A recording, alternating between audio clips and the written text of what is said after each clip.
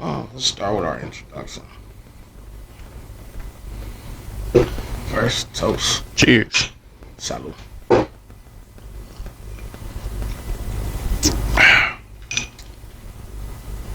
Ooh, that tastes like wood. That's the best kind. You know, I ain't no drinker, man. I ain't no drinker, man. Get that good whiskey in you. It's just I'm more of a smoker.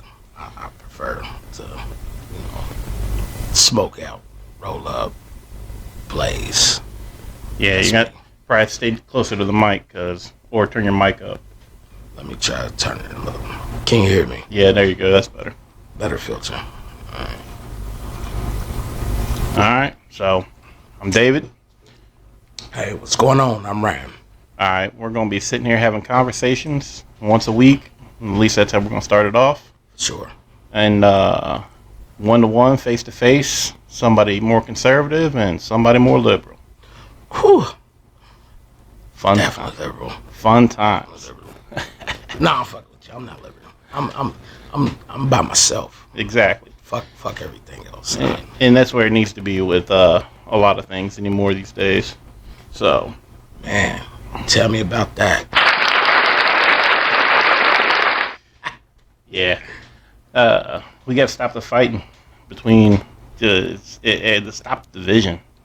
Man, listen, this division has been crazy since, I want to say, the early 2000s, for real. Yep. It's just gotten crazier and crazier since 9/11. And I don't understand it. Why the fuck do we keep going on with this shit? Yeah, it was like everybody came together right after 9/11, and then somebody decided to throw a bomb in the middle of it and just fuck everything up. For sure. Not only did they throw bombs across the way, but they threw bombs here. So Yeah. it's been real negative over the past, let's say, 22 years. Yeah, I mean we gotta get to where we're not fighting with each other and everybody is getting along again. And I mean, we can have discussions about disagreements on certain topics, but the fighting between just for dumb shit makes zero sense at all. It doesn't. And it boggles my mind how many people would comment on Facebook or on YouTube, Twitter, and all these social media sites about shit they have no comprehension about. Oh, absolutely. No. And I Back mean, and forth. well, and then the other thing is the celebrities and the rich folk out there causing more problems than what they're even solving, because then they're acting like they're involved in these problems, but $4 gas doesn't affect somebody who makes millions of dollars. Exactly. It doesn't. They sitting there bitching and crying over, And they act like they care about the regular people, but they don't give a shit. poor me, my taxes, they're going up. This shit, we've been down here on the bottom getting taxed the fuck out of getting taxed. Come on now. Yeah, and then they want to have podcasts or they want to talk about it, and that's where we decided to start this. I think it's time to hear from the average American, the people that have to live and deal with it on a daily day. Facts. But yeah, I mean that's where we're gonna go with this, and this is gonna be episode 1. We'll just go right into episode 1 and record this episode. And if you want to see more, like, follow, share. For sure. Get out there, hit that like button, that follow button, and that share button. You feel me? So, all right. I mean, what's going on today? What we gonna talk about? Because a lot of crazy shit's been going on. Man, I made such an ass out of myself on Facebook earlier this week. I was hoping that it wasn't black people that did that mass shooting downtown. I was there like, bro, it's not us. They gentrified the fuck out of that area. It's not us. I swear to God, on Jesus' toe knuckles, it's not us. Yep, I was proven so wrong in that situation there. I didn't even know we even hung out there. Like, it was so bad that, I'm roasting people online. I'm letting them have it. Like, there is no fucking way we've been moved completely out of that area. And we're talking about downtown Cincinnati. Downtown so everybody Cincinnati. knows. So, Ohio. It happened last Sunday. fuck, I'm too high to remember the date, but it happened this past Sunday. There was a mass shooting. 9 people got shot. Basically, innocent civilians that didn't need to get shot because of dumbassery. No, I don't believe that's a word, but we're going to use that today. Hey, fuck it. You know, we'll create our own language to help what people there think. were so many problems with this whole situation. How the media covered up the identity or race of the people. Well, I mean, you know, have you noticed they do that? If it's a white man shoots black people, they will cover that to the T. It will be on every news station. It will be on the front page of every cover. Mm-hmm. But it goes against their narrative. And that's something that, you know, that's the reason why people stop trusting the media industry, is because they blatantly do this shit to where they're hiding it. Like, look, I want facts. I just want to know what happened. Don't feed me bullshit. You know, don't give me what you think people want to know. But that's their jobs, though. That's what they're paid to feed you a story. Right. That's what they're chasing after. Let's subdue some of the facts. Shit, hell, I was a victim of that. Right. Back in 2008, I was a victim of that. I remember they put me up on the news and they said that I shot my own girlfriend with a 12 gauge. And I'm like, how in the fuck did that happen? Yeah. How did I shoot my own girlfriend and we're together? Like, that don't make no sense. Yeah. Then another news, I want to say Channel 9 news here in Cincinnati said that I shot her. Channel 5 said that there was a robbery gone bad. Channel 12 said that, what did they say? Oh, they said that there was a shooting and a stabbing in the same household. And I'm like, where are your facts at? You just came and where's your evidence? Yeah, and I gotta take my whole thing about this Cincinnati police thing. Okay, let's get back to that shooting there, downtown. You fired one shot. There were 2 of you. Right. There were 2 officers. You seen them clearly go right across the screen towards the suspect that was shooting. Right. Suspect had probably a 9mm or a 40. Right. You seen the flashlight come up, let off about 7-8 shots. Now, I slowed this video down for my own sake, just to make sure everything's right, because I actually know the other shooter. His name is Jarvis Barnes. We're going to put that out there, allegedly, even though he's on camera. He also did some shooting, too. Right. But from my angle, from my view, he came off of the wall because the other guy was shooting. And he was trying to defend the people across the street, but he wasn't shooting at nothing. He was just bussing. Right. What are you busting shooting in the air? Why are you shooting, bro? You blind firing. You're probably hitting people. And then you're gonna hit somebody's baby. You're gonna take out innocent bystanders, somebody not even involved. Never know. Well, and then with Cincinnati police, when you go through training and because I led down that career path to begin with my lifestyle, and I got the fuck out because I saw where it was going in the early 2000s, where it's at now. Yeah. I saw it happening back then, and I'm like, nah, this isn't going to be for me because I'm going to end up either dead or locked up. Right. So, and but when you get trained, you don't shoot one shot. So you want to tell me why a cop shot one shot? One shot. You never shoot one shot. It's instantaneously minimum 2 shots. That was definitely my whole thing about that video. It was so crazy that it happened that way. Police, you seen him. He shot off one shot. That's when Jarvis started shooting off, or the second suspect started shooting off. Right. And he shot probably 3 times, and then you hear this double up of shooting. So where's this second set of shots coming from? After the first shooter, he ran around the corner on 13th. Okay. The second shooter, police officer. So this happened over the run. Yeah. Okay. Third shooter, allegedly Jarvis. There was a fourth person shooting.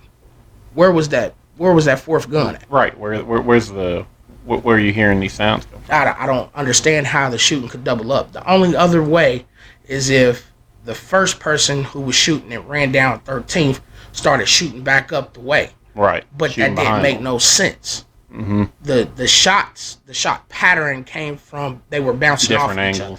Yeah, they were bouncing off from one from the other side of the street, right? And you could one tell from by that the side. you could tell by Yeah. the sound it was coming from a different location. If y'all didn't know, I'm definitely pro second A.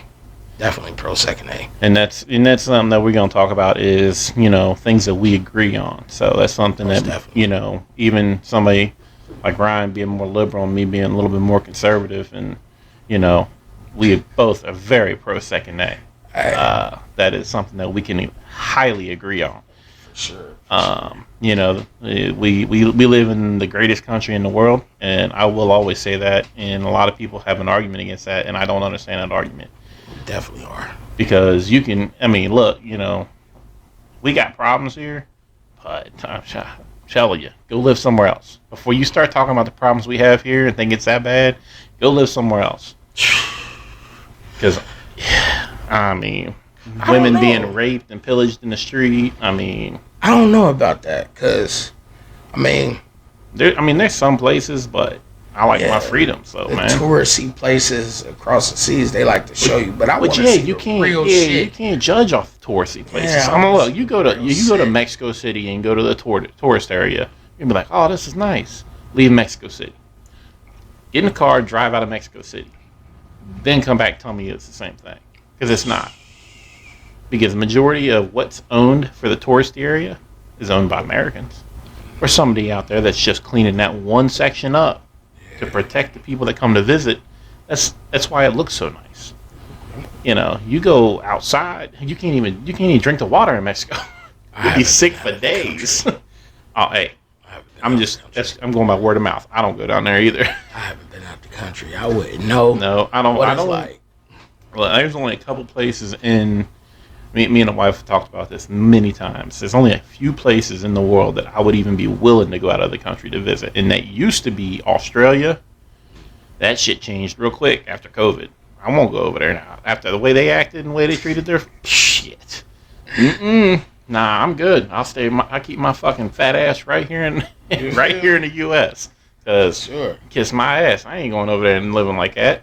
I always wanted to see Japan. I thought Japan would be a pretty awesome place to see, but even there, then you get into language barriers and stuff, and it makes it a little tough when you go into some places there's heavy language barriers because for sure. Last thing I want to do is end up in foreign jail trying to figure out how the fuck I'm going to get home. So, cheers, Brittany Gardner. Yeah. Saying, hey, too soon. That's one that I really trouble with. Is it's fucked up. She's locked up 9 years. 9 years on some CBD oil, basically. Like, it's just a bullshit ass weed charge. But But their country rules. and she pled guilty. She knew she broke the rule. She knew she broke the law, and she knew she was going there. And she went there middle of war. All this going on. You better dotted your I's and crossed your T's. Not to be the conspiracy theorist, but what if that shit was set up? Set up, you said? Yeah, what if it was set up? Because she's not the only one who's been incarcerated over there. There's a few other U.S. There's tons. There's reporters that are incarcerated right now. But that's the thing is, she's the only one getting media coverage. Exactly. So it's like, and then they want it. And then here's my other qualm. Okay, look, I think it's fucked up. 9 years is some bullshit. Like, I praised Trump when he let out the 7 people that were doing life sentences for weed charges. It was 5 or 7, but they all had life sentences over some bullshit ass weed charges. Yeah. Completely disagreed with that. So when Trump let them out, I'm like, and by the way, me being a conservative, I am 100% legalized marijuana. I do not give a fuck. Me personally, don't smoke it. I never have. But that's something. I do. I smoke. That is another, and that's part of what this whole show's about. Is we may disagree on a lot of things, but the whole point is you have to find things that you get along about and agree on, and you can sit down and have conversations. And you know what? You're not going to agree on everything. Nobody is. That's life. We're all human, and get over it. At the end of the day, you just got to get over it. Facts. Because If you constantly fight with each other, you're never going to hit common ground. And that's the whole key, is you got to find common grounds. And then the little shit, it can work itself out in the long run. You can meet in the middle. You can come to an agreement on some things, whether it be abortion rights or whether it be anything of that nature. I mean, really, like there is middle ground. You know, it's not nothing anymore is black and white. It really isn't. There has to be a gray area. You know, Sure. As pro Second Amendment I am, if you break the law with a gun, I think you should have a minimum 5-year prison sentence. You know, if you're out there, if you pull a gun on somebody unlawfully and shoot them, and I mean factual, you know, if you do a mass shooting, you go to a school and do a mass shooting, that should be instant death penalty. I'm sorry. That's just how I feel. You go out there killing little kids, I don't give a shit how old you were. 19? Well, fuck it. You fucked up. Yeah, your life's over. Yeah, that's just. I mean, Rape a so child. as much of a pro Second Amendment guy I am willing to compromise on some things about it. You know, and you want to. I'll tell you what. You want to end mass shootings. You want to end gun violence like that. Raise the penalties for it. Raise them. I don't think they care. I think the government doesn't give a shit about that. They want to control people, and taking away the Second Amendment right is how they feel like they can control you, because the whole reason the Second Amendment's there There'll be is too many dirty guns on the street. well, they'll be everywhere. They wouldn't be able to. They wouldn't even. Well, they wouldn't even be able to stop. They wouldn't be able to stop it. No. But what it'll do, and that's one thing I just don't understand the argument. By banning guns, all you do is make legal, law-abiding citizens criminals. That's all you've done. Because criminals are always going to be criminals. Look, if a criminal that's not supposed to have a gun under today's laws wants a gun, he's going to get a gun. Because he's not, and it doesn't matter what your law is. You can make as many laws as you want. He's always going to break that law. Right. It doesn't matter. I mean, we got fucking 3D printers. You can make your own guns. Did you see the box of 3D printed guns at one of the gun buybacks? Some dude, I'm telling you, they were all the same gun. He printed, for pennies on the dollar, all these 3D printed guns, and then took them to a gun buyback program and sold them to the cops and made profit off all of them. That's a smart man, y'all. That is a smart man. I saw it online. I saw a big old box, and you're looking at all these 3D printed pistols, and they're all the same. They're all printed exactly the same. And I mean, it's a bucket full of them. And I think they were paying $150 a gun. And it maybe had like $3 in material per gun. Smart man. I'm gonna say that one more time. Smart man. He's an entrepreneur. Definitely a smart man. Shit. Hey. But Gotta pay attention to that. But yeah, I mean, criminals are always gonna break the law. I mean, and that's the thing. Is the only way you're gonna stop the major gun violence is to raise the penalties for the law, breaking the law. But like you said, do they really want to? It's not. I don't even think that's gonna even work. Raising the penalties is not gonna really work. I mean, if they're not scared to go out and get the gun already, they are gonna keep on with the same behaviors. You know what I'm saying? Right. Like as soon as a motherfucker get out of jail, they can instantly go back and get a gun. You know what I'm saying? Yeah. Pull your mic a little closer. They can go to the street and get a gun. You know what I'm saying? They can go to their friend. Oh yeah, absolutely. I know. I've been to jail. I've been to county. I haven't been to prison. Thank God. I'm not gonna knock on wood, but I've been to county. I know what it is. I know what it's like to be behind those type of doors, where those doors close behind you and you can't get out. Yeah, you don't get to go home. Once I got out, shit, that was the first thing on my mind. Right. I'm not gonna sit here and lie about it. Shit, where my guns at? I need all my shit back. I need all my guns back. They were legally owned by me. Right. So, knowing that I'm not a felon, I went to go get a gun.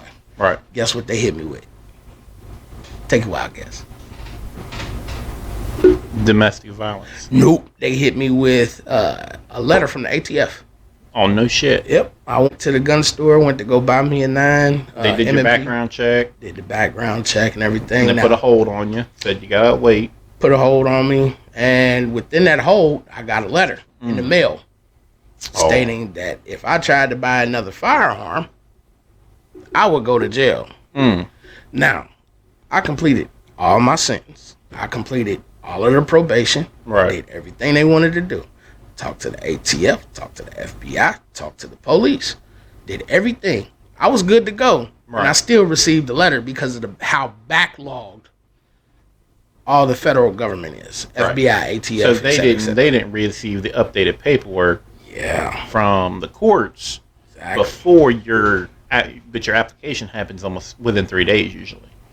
So usually if you don't get it instantaneous, it's like a 3-day period. And usually they'll get it within that time frame. So that means that they got your request to buy a firearm before the court documents were released, which obviously cleaned your record at that point. No, hold on, no.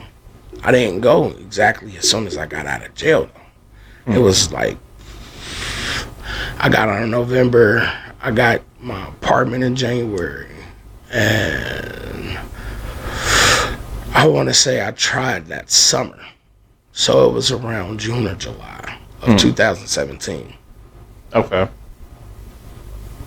No, 2019. So you're talking months. 2019, actually. Sorry, my daughter was born. My second daughter. Mm-hmm. So 2019, I tried to get a gun because I got you more got kids. You got a family to protect. I mean, that's what. Not going. You're not about to. You're not about to get me while I'm on the street with my daughter. I'm not going out like that, Bucko. Just saying. I'm not going out like that. If you gonna try to get me on the street, we both going. You know what I mean? I'm a die trying. What 50 say? Get rich or die trying. Well, you try me. Try Jesus. Right. Oh man, this pop filter is killing me. Mine's just like it. Yeah. Wants to keep falling, so. That's all right. But to tighten it up. But yeah, I mean, it's crazy how they do that shit though. Like and that's another quorum that I deal with the Second Amendment is if it's a non-violent crime, all right, whether it be a felony or not, whether it be hell,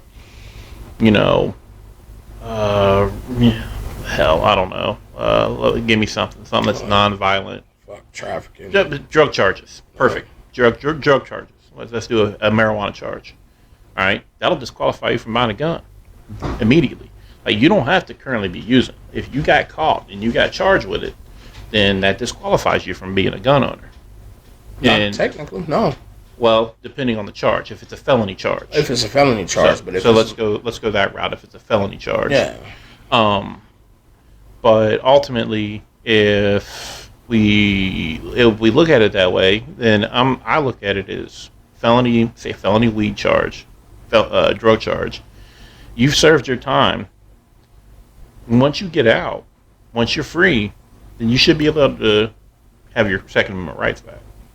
And I mean, I get it. If it's a violent crime, if you beat your wife and got locked up, nah, that's something that, some people disagree with me about, especially pro-Second Amendment people that are all for, you should always have your rights, Nah, man, if you're out there beating your fucking wife, you shouldn't be allowed to have a gun because you're fucking nuts, dude. You're out there fucking beating the fuck out of a woman. That's a problem. For sure.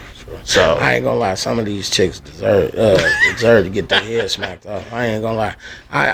Hey, it had to be said. Somebody had to say it. Some of these women like to come up like they men and actually be physically aggressive with another man, you know, and they expect the man to take that. It ain't gonna, I ain't saying I condone it, but I've seen it happen, and yeah, for sure. Some of these no limit soldiers need to, I don't know what they need to do, but they just need to calm their testosterone level down just a little bit.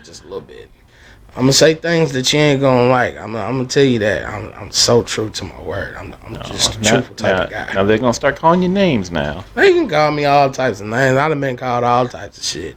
So I figure I'll be by the time we get done pissing everybody off, I'll be a racist. I'll be a bigot. I'll be a homophobe. They got plenty of names for me. And I learned a long time ago I learned really early, you just don't have to, you have to not give a fuck. At all. Just fuck it. I don't care. I stopped caring what other people thought a long time ago about me. I am who I am. You either deal with it or you don't. We've broke bread. You've been in my home. we have, so anybody wants to sit around and call me a racist, I got a man sitting right across from me who can tell you that's full of shit. I vouch for that. Fully. I vouch for that. He's definitely not racist. He definitely came from the city. Born and raised Cincinnati, so. Yeah. But, I mean, as much as I love my city, as much as I always root for my Bengals, as much as I always root for my Reds, I can't fucking live down there no more. I need to fuck out. Let's see. I don't mind it. I really don't mind it. I don't have any problems down there. Well, let me stop mine. Okay. So, I don't have too many problems down there. I have it. See, I feel like I'm lying to y'all because I got problems down there. I mean, it is Cincinnati, so I got problems down there. Nah, where I stay at, they're predominantly white, and they do not take kindly to us being out there. Say what you want to say. It's all right. They don't take kindly to us being out there. They actually probably hate my guts. I smoke a lot of weed. I think I said that at the beginning. I just wanted to reiterate that I smoke a lot of weed. I am an Ohio medical card holder, so y'all ain't got to worry about that. I'm legal as shit. Goddammit, I'm just saying. Kiss my ass. Yeah, you feel me? I'm gonna smoke. I ain't smoking in here because this is a smoke-free area, but as soon as I take my fat ass outside, I'm blowing something. Goddammit. Yeah. But I don't understand the racism or the hate behind the parties. I don't understand why a lot of politics are brought up in real world things. Like a lot of people I see online, they sit there and they say, well, if the liberals didn't do this and the Democrats and the fucking Repub-tards did this and the Repub-tards did that. Come on, man. What the fuck does politics got to do with this person over here shooting on this? And then, here's the bet. If it wasn't for that damn China Joe, Sleepy Joe Biden, this world wouldn't be in the Democrat-ran cities. Excuse me. So, how many mass shootings, school shootings, church shootings happen in Republican areas and we did not blame the governor or the mayor or the Congress of that sort? You know what I'm saying? So here's my thing on that. So when it comes to mass shootings especially, so this is my stance on racism, mass shootings, criminals, whatever, you have to treat everybody as an individual. You can't clump people together. You can't clump them into an area. You are going to have more crime in Democrat areas, but that's because they're in urban areas, mass cities. There's more people.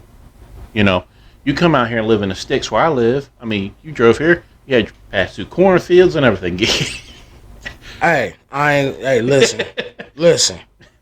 You pass through children of the corn to get out this motherfucker. I ain't gonna hold you. You going all the way to see the Wizard of Oz. I'm just saying, because this is far the fuck out. But there are a lot less people, so there's less crime, there's less things that's going to happen. But you're going to have it whenever you put people on top of each other. My biggest issue with the Democrat-ran cities, is the projects. I feel like the projects were built on purpose and not for what they said they were built for. Okay, so you have the projects. They're like, oh, well, it's affordable housing for the low income. I mean, you and me both been through Wynn Terrace. We grew up in Cincinnati.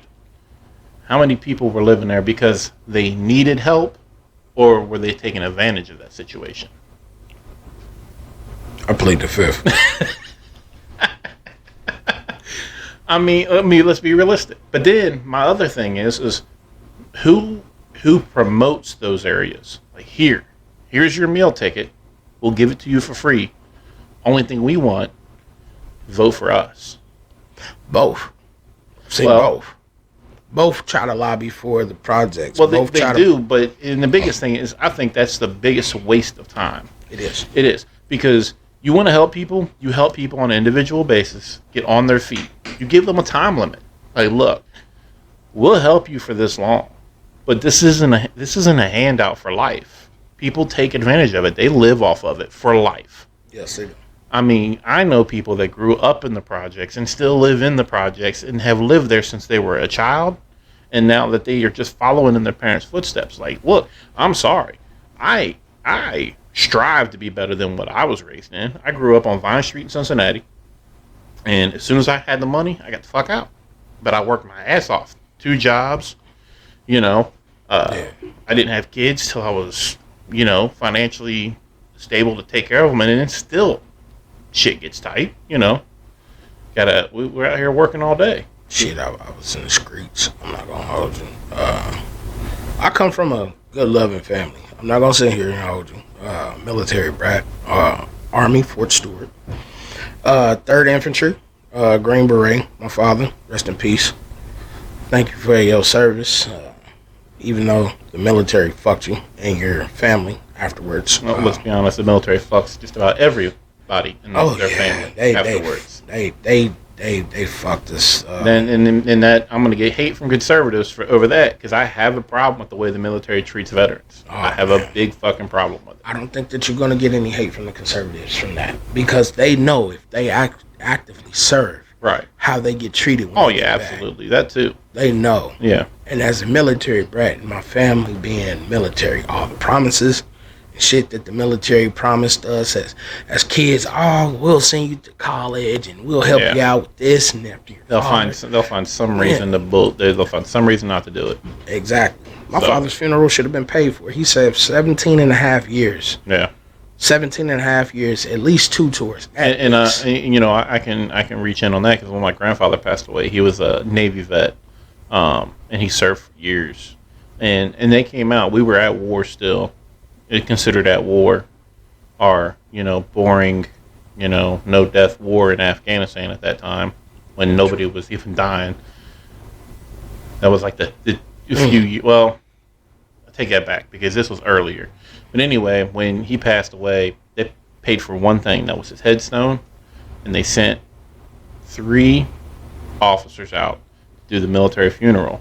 They didn't pay for shit else. We only got 2. So they got 1 to play taps and the 2 to fold the flag over the casket right before the burial. That was it. That's crazy because we got 2, the same 2 that played the taps. They folded the flag too. Afterwards. Yeah. And, you know, I mean, we're talking 2010 when that happened. So it's in the back there in my memory. So, you know, enough whiskey. It might have only been 2. And next time y'all send somebody out to Spring Grove Cemetery, make sure they got the proper fitting uniform on, damn it. Oh, boy. Didn't appreciate that at all with them bubble gump ass pants he had on. That was crazy. Oh, man. Let me pour me another drink. I need another drink off that one. RP Pops. Man, that shit was crazy. Yeah, I mean, it's something that I struggle with a lot,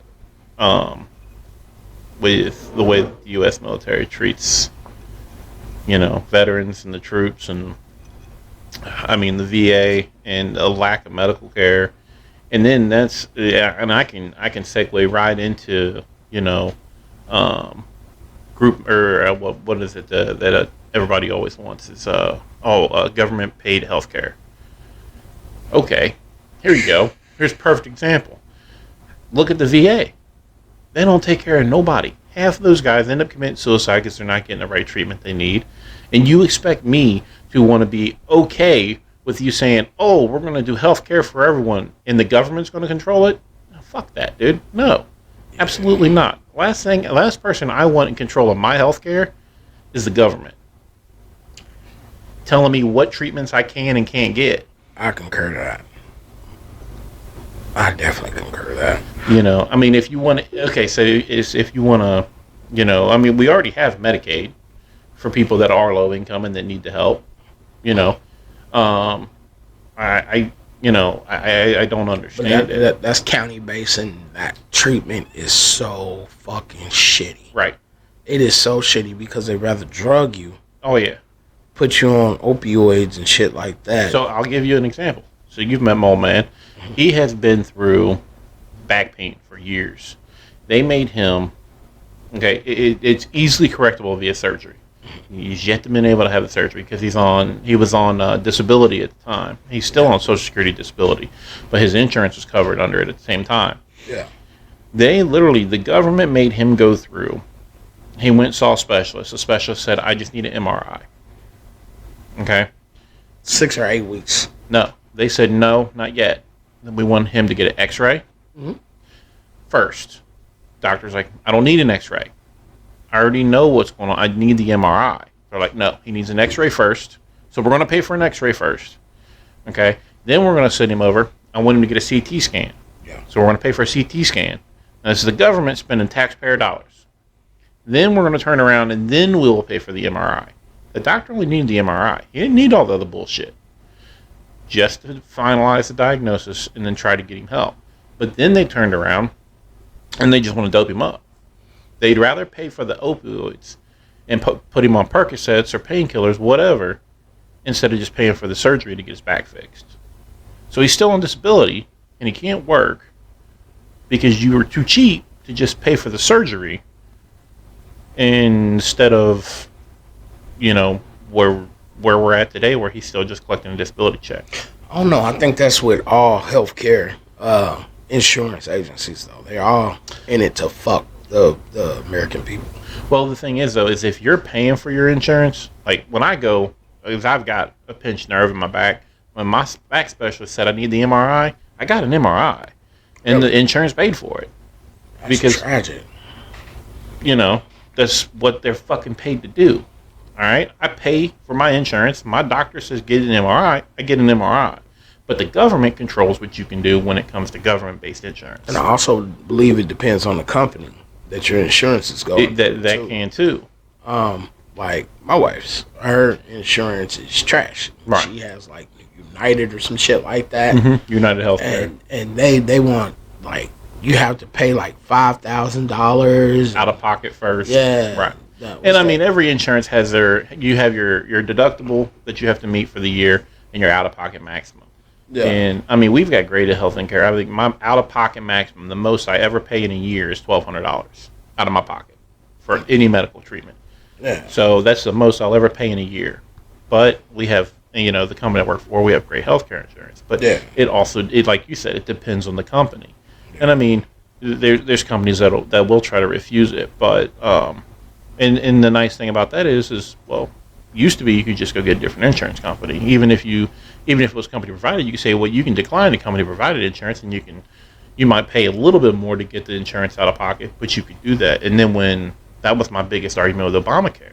A lot of people, that shit slapped people sideways. But you know that people could still have to pay for their insurance care through Obamacare, though, right? Oh yeah. Yeah, and that was the other. I mean, there were so many lies that were tied into that. That was the biggest misconception. A lot of people think that Obamacare is just 100% free, right? And it's not. No, you were still paying for that. Yeah, you still had to pay for it, regardless of what you did. That to me, that also set off things when he became in office. When Obama ran for office in 2008 after the Bush administration. Okay, 36. I still feel the Bush administration was the worst administration in the history of fucking America. And I believe a lot of conservatives would agree with me. I have a lot of problems with the Bush administration. A lot of liberals would fucking agree with me. It was the worst administration. He should have never been president. Fuck. Dick Cheney was backwards. There's so many fucking conspiracy theories. Like I said, around 2000, America went downhill. Now, my other thing with that is what came out early 2000s too, though. What happened? Where was that? What happened in that era? That was the social media revolution. That's when iPhone got released. That's when communication became so widespread. iPhone didn't get released until like 2007. 2004. 2004? Mm-hmm. So, about the time I turned 18. So, I mean, we had, and I remember I was in high school when the iPhone dropped. Okay. And, because I remember before that, I had a Sidekick. You remember the sidekicks? Sidekicks. Everybody had shit. sidekicks. Everybody had a fucking sidekick. If you were anybody, you had a sidekick. The Nokia 5160s, 3300s, 3800s, the 6200s. Goddamn it, I can name them all. All the 6200s. all the young. If anybody young is gonna be listening to this or watching this, they're gonna be really fucking confused about what we're talking about. What are you talking about? What the fuck is a sidekick? Google it. All right, just Google it. You'll find one. That was our touchscreen before y'all had touchscreens. Goddamn it, we had a keyboard up underneath. Keyboard. Flip that screen open. That's how I fell in love with fucking Samsung. I had the first Samsung Glide. Mm-hmm. Ah, man. Old days. But it's definitely concerning as to where we're at as a country today. And my concern is how much social media has influenced that. It's that's one problem I have with people using the word racism anymore. Or racist. Like they've lost the actual idea of what a racist is. Like I've met a racist person. And you have to stop judging everybody. Go back to Martin Luther King. What happened to judging somebody by the content of their character, not judging by somebody by the color of their skin? Because it today, I feel like if you're a conservative, if you say you voted Republican, instantaneously they call you a racist. Yeah. I mean, Donald Trump was a perfect example of that. Think about pre-Trump running for office. Okay. He was in every rap music video. His name was used in rap music. Yeah. He was out there. Trump employed the very first black woman CEO of a company in America. Fact. Google it. You don't believe me. All right. Trump was the first person to employ a black woman as a CEO of one of his companies. But as soon as he announced, and he came down that elevator, said he was running as a Republican, that was the first thing they said was he was racist. But I feel like they just throw the word out there, though. I think they use the racist is because a lot of Republicans tend to have the ideation of racism. I don't necessarily think it's. I wouldn't say it's just. I wouldn't say Republicans. I'm not saying both sides don't have any affiliation with racism, but because let's be honest. What happened in the 1994 crime bill that Joe Biden signed? That was Democrat office. That was Clinton administration. Facts. All right, Facts. And we better not talk too much about that administration. We'll end up dead, And by the way, I did not hang myself. If anybody ever asks, okay. Me either. I ain't got nothing to do with that. I'm just saying. But just wait a minute. Now, I do not like Kamala Harris. She was part of the 3-strike rule in California. She did not become black until black was something useful to her, because she didn't even identify as black. She didn't call out the heritage or anything of that nature. She didn't give a fuck about us. She wanted to see us locked up because her career was more important to her than actually doing for her community. Now, she said that she was cleaning up the streets or whatever, but a 3-strike rule, okay. Let's see. My honest opinion, a lot of these records are trumped up. The whole Trump thing, to me, I didn't want to see him run as a president from the jump. Only reason why is because I understand he has a business mind, quote unquote, even though he has a bunch of failed businesses. Let's not leave that out. He has a bunch of those. Almost every last one of his businesses has failed, except for what happened during his office time. Google Trump University if you don't believe that. Oh, that one was a failure. I'll give you that. Horribly. He's failed a lot. I mean, he comes from money though. Right, he comes from money. So he's got the money to fall back on anyway. That's the thing. A lot of people probably seen behind the scenes of what Trump was doing like the big celebrities and shit that he used to hang out with, and how he used to talk to them. There was even cited facts after his Apprentice show. Well, here's the other thing, though, is you talked about big celebrities, but, there's so many big celebrities. And the other thing is that's what kills me is whether it be Lil Wayne or 50 Cent, or there's a lot of rap that they still back him. They just don't. They won't come out and say it. They still support him. They voted for him. I guarantee it. It's money. Well, they won't come out and say it though because they're afraid. I mean, it's a fear. It's a fear thing. I mean, Kanye was the only one that openly come out, and he wore a fucking MAGA hat, and I couldn't believe that shit. I'm like, wait a minute. Hold on, Kanye don't give a fuck. You gotta understand the astrology behind that though. Kanye is also a Gemini. Trump is a Gemini as well. Well, I mean, yeah, and then, if you get in behind, if you believe in that, and you get in behind that, and you know what, and that's the other thing is people can support whoever they want. What happened to when we were kids? You didn't ask somebody who they voted for. This wasn't talked about. You didn't tell somebody who you voted for. It was none of your fucking business. That would get you knocked the fuck out. Yeah. I remember being a kid and asking my parents who they voted for, and I was told not to fucking worry about it. You don't ask somebody that. Yeah. That's disrespectful. What happened to that? Where did that go? And but I feel like I just found out my wife is actually part Republican. Oh shit. Man, that shit was a blow to my heart. Like I didn't know. That hurts. The fuck. And that's the other thing is everybody's got to stop. So don't vote party line, okay? No. Vote, and that was, and anybody I asked that was one of my things is, I asked a lot of people, why didn't you vote for? Why wouldn't you vote for Trump? And I don't like him. Even people that were just on the fence. Well, I don't like him. Well, okay. Why don't you like him? Why don't you like him? Well, he's an asshole. I'm like, that's not besides the fucking point. I don't give a fuck about somebody's personality. Okay? I look at their policies. If their policies are what I line up with or what works best with what I think that should happen in America, that's what I vote on. Trump was an asshole. We all know that. He went out there, he talked all kinds of shit, he ran his mouth, and sometimes he overstepped. Way overstepped.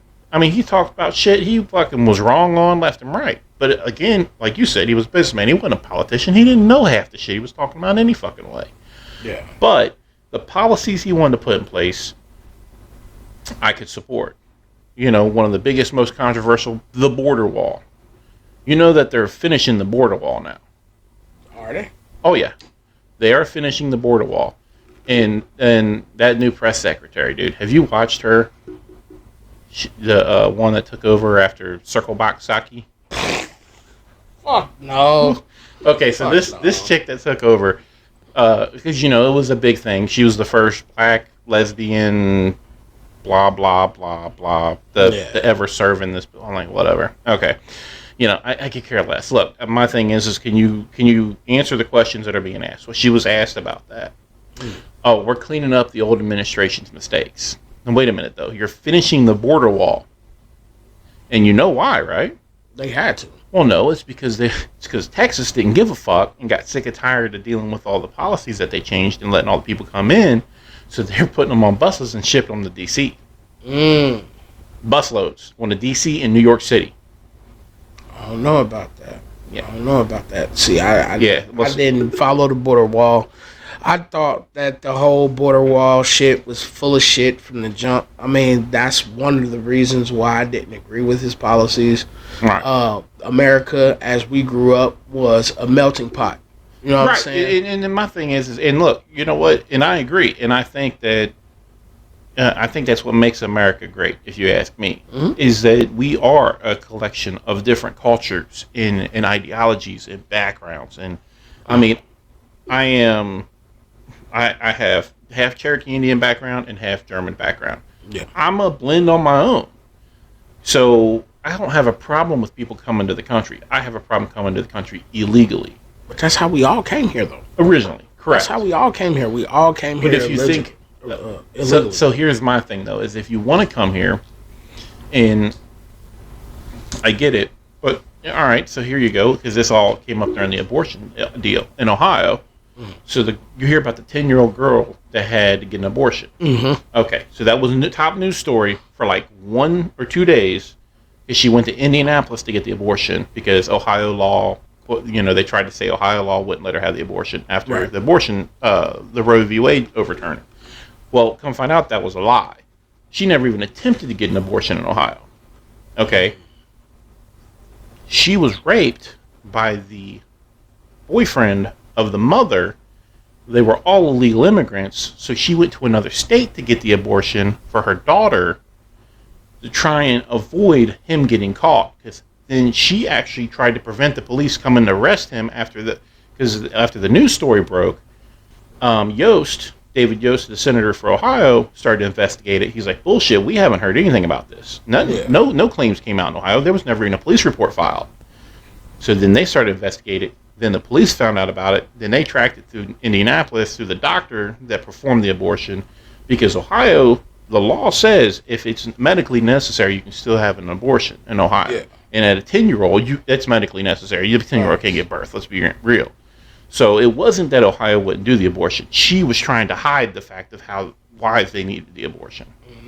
And that's my problem with any illegal immigrants. You can, whether you want to cite 9/11, if unless you follow the conspiracy theory on that, whatever. But I definitely do.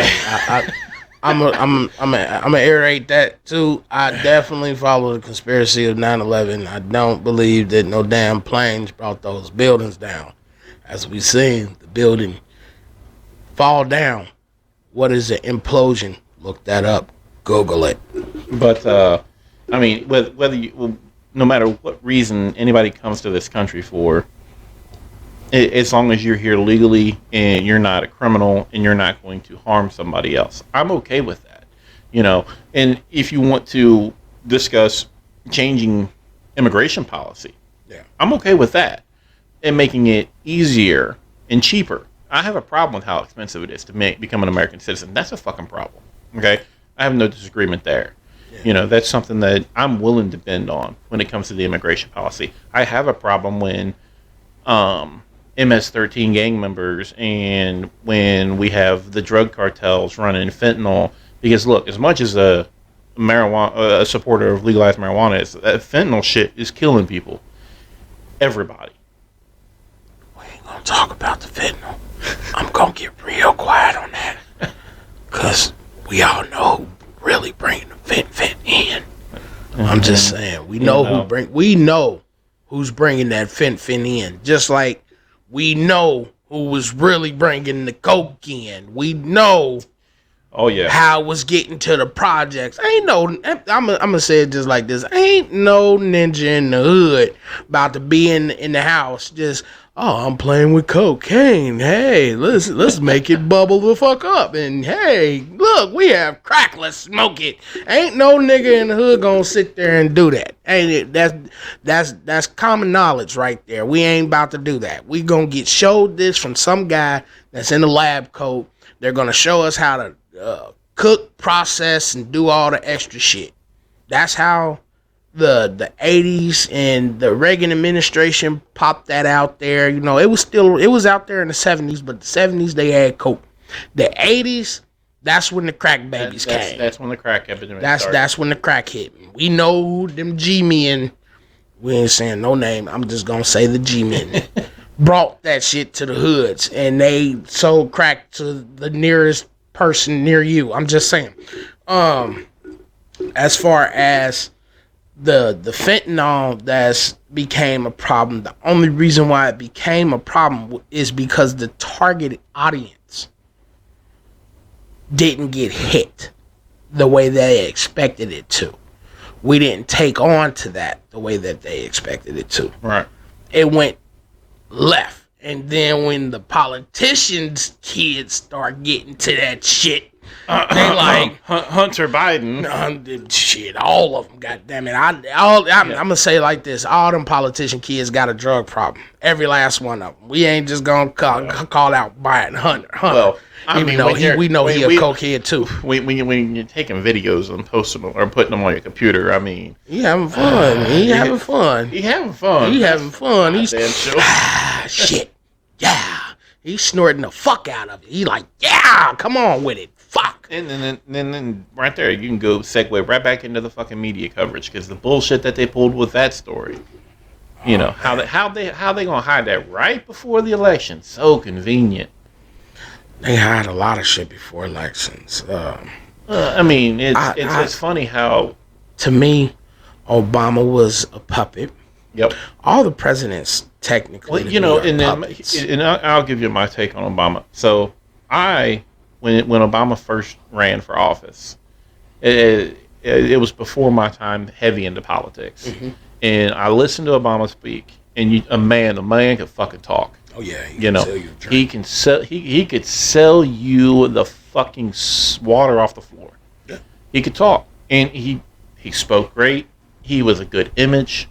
I'm like, man, you know, and at the time I didn't even really vote. I'm like, this is a guy I could vote for, even though I'm not necessarily agreeing with a lot of his policies. But he sold a good game. Yeah. His second term, it went to shit. I really feel like that. I think that it was stomped on by the corrupt politician, which we haven't even started on yet. Yeah, let's not even get into the deep state. We haven't even started on them. The deep state. We on the executive branch. We haven't even went to the legislative branch. I'm a little tipsy. Don't worry about me. I'm a lightweight drinker. I told you I'm a smoker. All right, so let's go ahead and dive on in there. These old motherfuckers need to get the fuck out of office. There needs to be term limits on Congress. They need to get the fuck out of office. As far as Congress goes, they got to go. Nancy Pelosi, Chuck Schumer. It's not even them. It's the ones that you don't see. It's the ones that aren't. All of them. Yeah. It's all of them. You know what? That was one of the reasons why I was a Trump voter. Because when he told me he was going to, quote unquote, what was it? Drain the swamp. He was going to get rid of all the career politicians that were in there, that were stuck in there in the background. You know, I'm like, hey, when you want to change something, you need to change it. And he couldn't. He tried. Nope. But, I mean, hell, when he first went in office, I mean, his own party fought against him for, what, at least the first year and a half? They couldn't come to an agreement on a goddamn thing. And that was because even his own party saw that he was trying to clean out the career politicians. So whether it be Cocaine Mitch or, any of those career politicians on the Republican side, none of them was going to back him because they were going to lose their jobs. That's why Kentucky is behind the times. Moscow Mitch has been one of the worst when it comes down to it. Now, I can say that there are some things that I've seen him do that I'm like, wow, I cannot fucking believe it. He actually gave a damn. Right. But there's a lot of things that him as the majority leader or minority leader at those times, he could have came to the table and he could have worked a bunch of shit out that helped out the American people as far as this pandemic that came on. Now, they all knew about this shit. They all knew about the Wuhan. They knew about it early. They knew about it after fucking President Obama came out. Fauci had already mentioned this back in 2016. Okay, so here you go. I was going to say, you want to take a deep dive on a conspiracy theory. Let's go into 2016 when Fauci mentioned that Trump was going to deal with a pandemic. It's written in a paper. It's on a news article. He said this, that during Trump's time in office, he will have to deal with a pandemic in his first term. All right. Now, Fauci's also, the leader of the NIH, who was behind the research facility in Wuhan. Okay, and that's as far as I want to go because we'll get flagged for COVID bullshit. Fuck COVID. Fuck COVID. And by the way, these are just our personal opinions, and no. Kiss our ass, okay? Yeah, I got a pretty big ass over there. I'm a big guy, as you can see on the camera. Camera ass 10 pounds. I think mine's added like 20 or some shit. But hey, I don't care nothing about that. But as far as the COVID pandemic, us Americans, we suffered. I sat back. Oh, absolutely.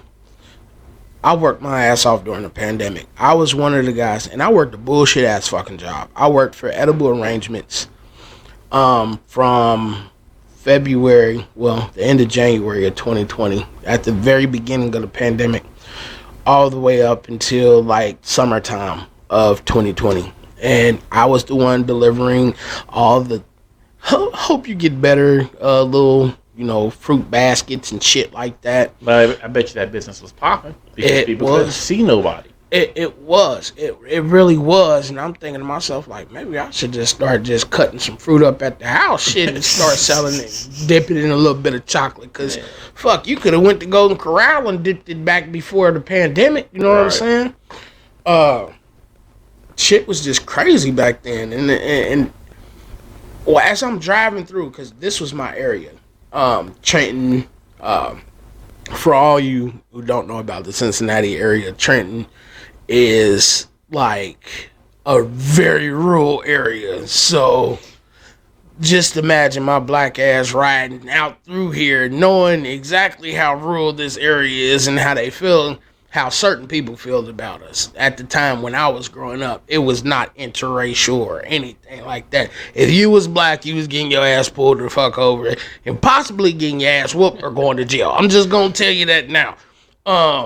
But I'm driving out here, going to Oxford, Miami University, Oxford, Hamilton, just different areas out here, and I'm delivering these baskets, and people are just looking at me like, bro, what the fuck are you doing out here, man? Like, why? Okay, thank you. Just put it on the porch, back the fuck away. Don't even come close. Ring doorbell systems became instant popularity. There was a bunch of little small businesses that popped up at this time, but it was so crazy because a lot of people weren't as thankful as you would have thought they was when you see an edible arrangement van pulling up to your fucking house. Well, it kills me is I worked all the way through the pandemic too, and I drive a tractor trailer, so I'm not gonna mention who I work for because I'm currently employed there, and they probably wouldn't like it. So we'll just keep that on down low. But unless y'all pay us, I quit my job. It's definitely concerning that I work nonstop. We didn't slow down. Same. We had a few. I take that back. We had a few customers that slowed down, and work slowed for maybe the first 2 weeks, 3 weeks maybe of the pandemic. That was it. Because production went back online. For the things that we take care of. So it was like, it never stopped. But the lack of respect and care for people that were out there working was just, and people that were working from home didn't give a fuck. No hazard pay. No hazard pay. We're coming outside. I understand the nurses and the doctors and everything trying to get you help and blah, blah, blah. But there was no fucking hazard pay. No. None. You know what I'm saying? If we have to go to a job, like a warehouse, that has to stay open, right, they had made it a mandate for hazard pay. Right. They didn't give out those hazard pays at all. Right. They didn't give out those incentives and bonuses to the people that were working, but they gave out a fucking huge ass incentive and bonus to those people who got to sit at home on unemployment. Right. You know what I'm saying? Man. Making 3 and 4 fucking times their paycheck. I know people that refuse to go back to work because they were making more money on unemployment plus the COVID checks, and then you want to know why inflation's out of fucking control. Yeah. Well, you got not enough workers in the workforce. You have too much money in the economy. You gave away all this money for free that people didn't have to work for, so they can spend it. They can buy more shit, but there's nobody to make the shit. What happens? Demand goes up, product goes down, causes inflation. But this is my thing. not too many companies shut down during the pandemic. Well, no. Not too many. So how in the fuck did we get to the point where we don't have product for supply and demand? Right. Where that was because people wouldn't go to work. No. What I think it is I believe they were holding shit in the ports. Well, that too. I mean, the port was a disaster in California because California had some of the strictest COVID laws. So they wouldn't let people go back to work there. So the ports got backed up. There was over 100 ships sitting portside. I mean, DeSantis went on the news and he put out a radio alert to all the ships that were waiting to be unloaded. Look, if y'all can make it to Florida, we'll unload you here in Florida. Fuck California. And I mean, at least half the ships turned around and went to Florida to get unloaded because, DeSantis didn't give a fuck. He didn't shut down nothing. It's a long ass fucking way from California to Florida. If you're already sitting there and you can't unload, you're waiting. Yeah. I mean, there's a bunch of port of entry cities, though. Well, and that was it's not just California. You got to think. You got Washington, you have to Oregon, California, Texas. Okay, you got Louisiana. On the coast side where they're talking. Okay, on the West you Coast. Only have California, Oregon, and Washington. Okay. All of them had extremely strict COVID policies. All three of them. It was a disaster out there for COVID. I understand the reason why Washington had their strict. I mean, COVID. Portland is a fuck. Have you seen Portland lately? I would not want to even step foot in that fucking place. That place is a shit show. Baby. Weed capital, baby. They got everything up there. Weed capital. I mean, you heroin, fuck meth. You could meth it up right outside. Goddamn it, shit. That's how legal they made it out that motherfucker. Shit. I mean, you want to down the sidewalk? Fuck, go ahead, down the goddamn sidewalk. We don't care. Shit. Hell, go ahead, shoot it on up, baby. You wanna take a drag right there off the rail on the motherfucking subway? Go ahead. They come by with a street sweeper that just brushes them under. Fuck it. You wanna die? Die then, bitch. Shit. That's what we don't give a fuck. I mean, Portland's burning. I mean, Seattle was running a whole bunch of other shit that they were dealing with, and then California. I mean, fuck. But did you hear how they stopped the ports, though? They completely stopped all the ports. They, shipping, imports, all that. They stopped it. And then, in between stopping the ports, a ship got stuck in the fucking canal that wasn't even supposed to be in the canal that held everything up. Yeah, I remember when that happened. It wasn't that long, though. It was like 40 fucking days. Okay, we done went through a fortnight shit. There you go. Hell. Right. That's what we went through. They got all that stuff out here. Blase, blah. Yeah, I mean, the whole supply issue, I believe it more has to do with, well, I mean, you have to think, there was a truck driver shortage. I mean, dude, they were begging to get people for truck driving. Well, really? Was there? $10,000 sign-on bonuses. Companies are paying out.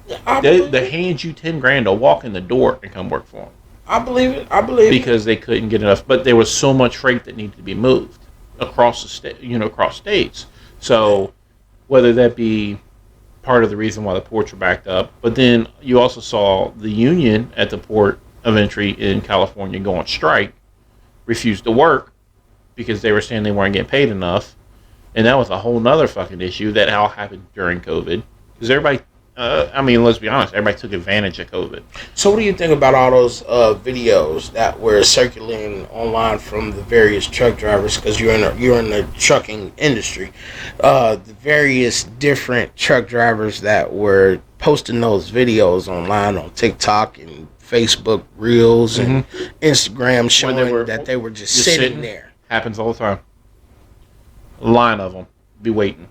Because you have to think, a crane operator has to lower a container onto that onto those trailers. I've never ran the containers because it's a disaster. Every one of them is a disaster to try and get in and out of. One time, somebody had left a container at a place I worked. Not a container, but the frame. Yeah. And I had to go drop, or they told me to take it to one of the container places. And it took me 45 minutes to get in the gate. Just to drop the frame off. Like, I wasn't even doing anything. Yeah. And then it was another disaster because nobody knew what was going on. It was so disorganized. So it all in all probably took me 3 hours to get in there and get a frame dropped and just bobtail out. All I had to do. I wasn't picking up nothing, wasn't leaving with nothing. All I was doing was dropping that frame off. It took me 3 hours just to get in there to do that. I don't believe it. They were talking about like it took them days and weeks. They've been sitting at the port for days and weeks, and this is a backup train of semi trucks just sitting there. Absolutely. So I believe that it happens all the time. Yeah. I mean, when I drove reefer freight years ago, and reefer freight. Anybody that don't know, refrigerated freight, but we used to go into Walmart distribution facilities. Yeah. All right, you were only allowed to show up an hour early. Everybody had the same appointment time. There would be 50 to 100 trucks lined up trying to get in, and then if you were late, you had to pay a fee. What? Yeah. You couldn't get in there early. You couldn't check in early. Even if you just want to go in and wait, they wouldn't let you inside past security. You could only show up an hour before your appointment. 50 to 100 trucks at a time. And then if you were 50 or more back, you're screwed. You were going to be late. Because by the time you checked in through security and got into the shipping window, you were late. Guaranteed. Happen like how it is for Amazon. Happen constantly. Walmart is the worst place to have to deliver to. Their distribution centers. And that's how I hurt myself at Amazon. You know that, right? What's that? Fuck, they made us load our own box trucks. Right. Oh, yeah. And Walmart was the same way. So we either had to pay for a lumper, which at the time the company I worked for, they would, you wrote a check for the lumper, or you could unload it yourself. 53-foot reefer truck, and you had to pallet jack all that off. I'm like, no. I'll write you the check. Because that was the thing, is if we unload ourselves, we got to keep the money that they would pay for the lumper, which was usually like $150, $200. Yeah. Like, you know what? No, I'm good. I'll take my fat ass back out to the truck and go to sleep while y'all unload the shit. Like, I'm not even gonna fucking worry about it. Because I'm not gonna sit here and fucking break my back trying to unload this goddamn truck. But you gotta think, Amazon, Walmart, look at the big names. Big names. You go to I went to smaller places back in the day, never had to do that shit. Never had to load my own truck, never had to unload my own truck. These big corporate places, unload it or load it yourself, or pay for someone else to do it. Like, they won't do it. They won't pay for it. I'm like, you guys have got to be kidding me. Y'all are fucking rolling over money hand and fist. Yeah, they doing some crazy shit. And just getting in the gate was crazy. Yeah. You had to get out. Now, I drive 26-foot box trucks. ODOT. And we basically local. I guess they would say it's local, but we would go all the way to like West Virginia and it's more regional. It's considered regional, but you're home every night. Yeah, home every night. I don't agree with that because I wanted to be home by a certain time. Right. Anyways, welcome to the industry. That doesn't ever happen. Walking in there, they had us go through so much BS. We had to go get a vest. We had to go get a temporary ID tag. We had to walk through one building and then walk through another building and then walk through the trucks and go up into this thing or whatever.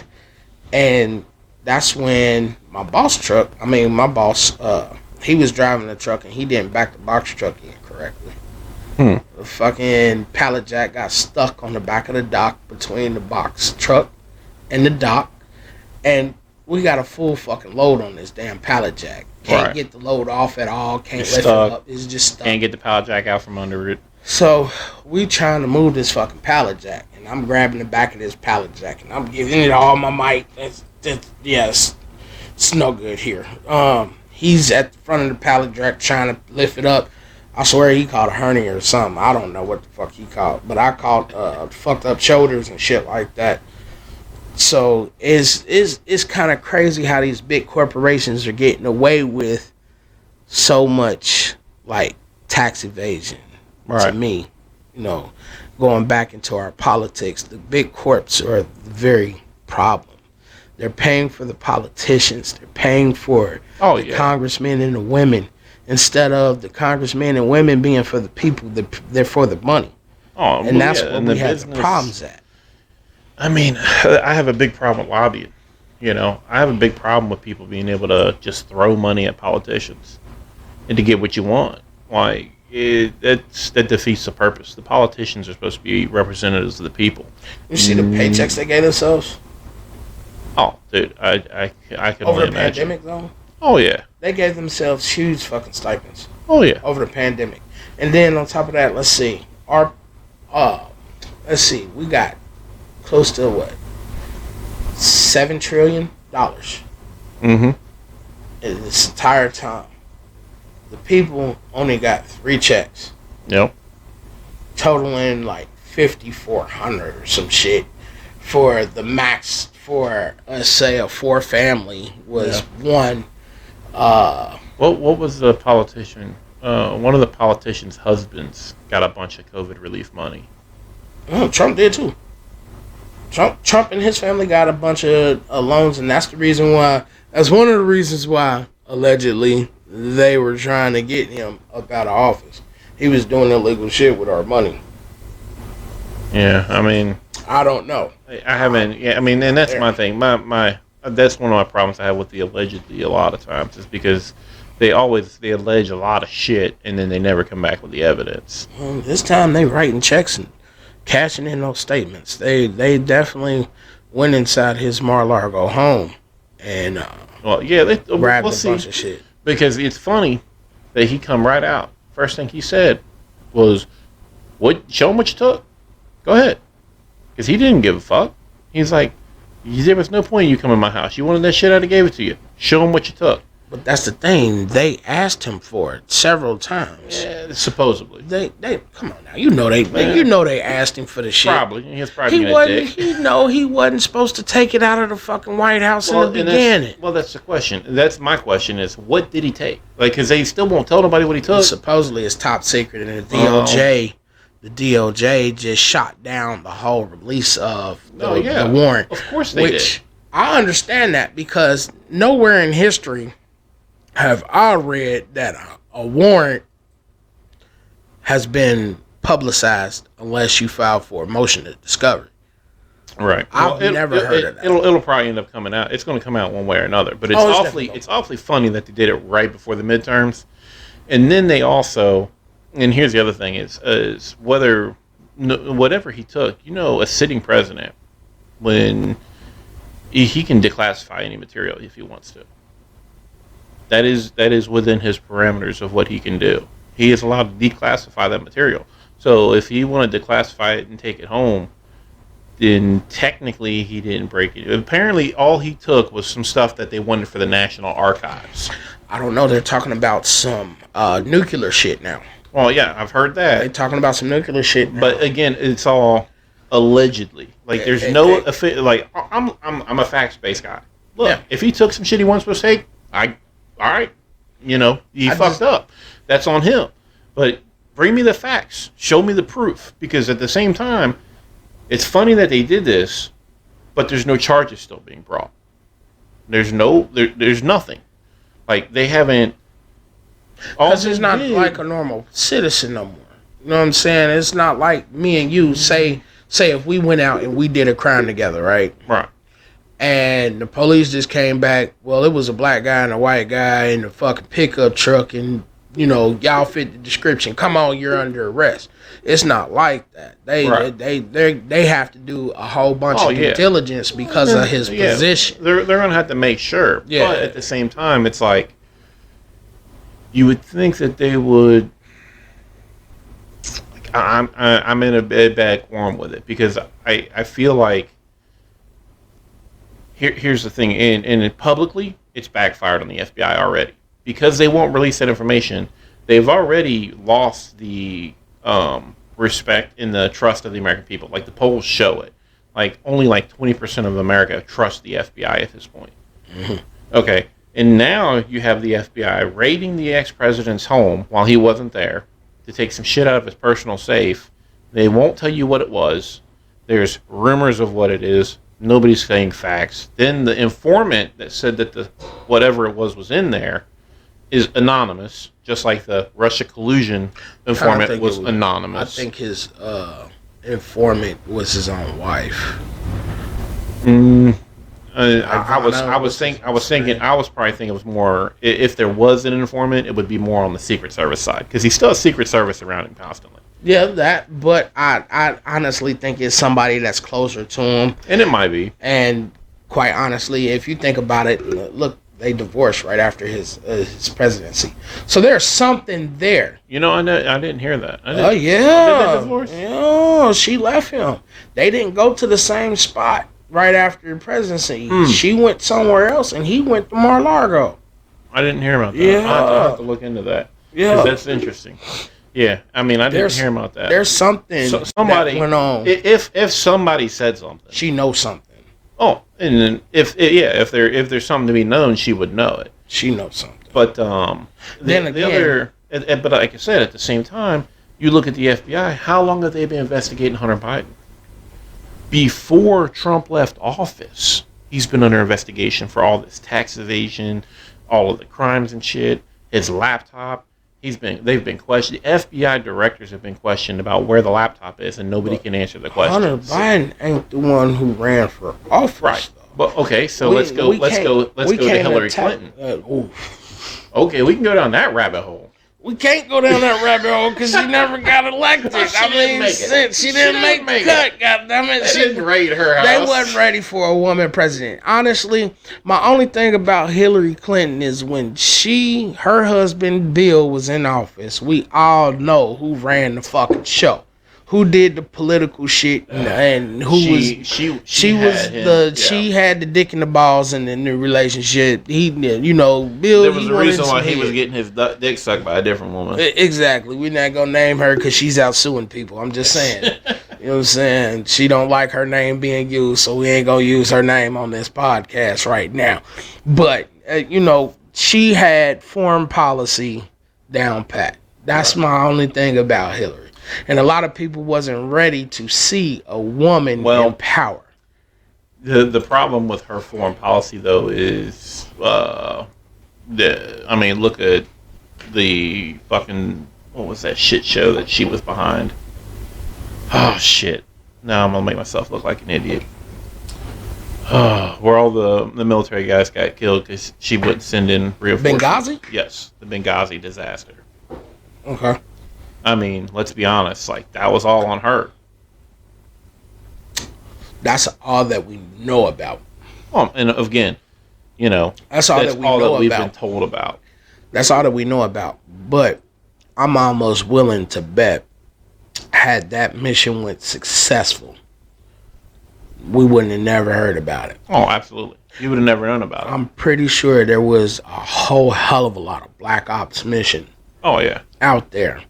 That, a lot of the American people don't even take to read. Just like with a lot of these proposed bills, we can read those. Right.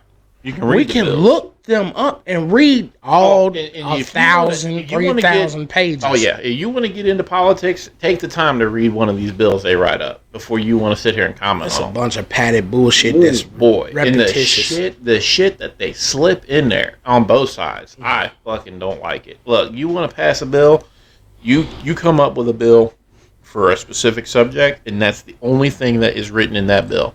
Period. That's it.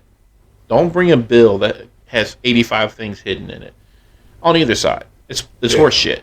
It shouldn't happen on the left. It shouldn't happen on the right. If you want, that was the whole problem with the whole veterans bill that just got shot down. Yeah. Because, of course, Senate approved it. Bipartisan. And then they turned around and sent it to the House. Well, then the House changed the details in it and basically doubled the amount of money for the bill. And then the other half of the money was to be spent as they saw fit, quote unquote. Basically, they were going to take, how much was the bill? $40 billion? I want to say it was. Which one? The veterans bill. Because what was it? Jon Stewart was on TV, all pissed off about it. I know they put $80 billion towards tax I'm trying to employment remember. and all that shit for the Let me look it up. IRS and blah, blah, blah. Because I don't want to misstep what I'm talking about here. Oh, take your time. Take your time. We got plenty of time. We got plenty of time. Turn this on silent because it's making all kinds of noise while I'm typing.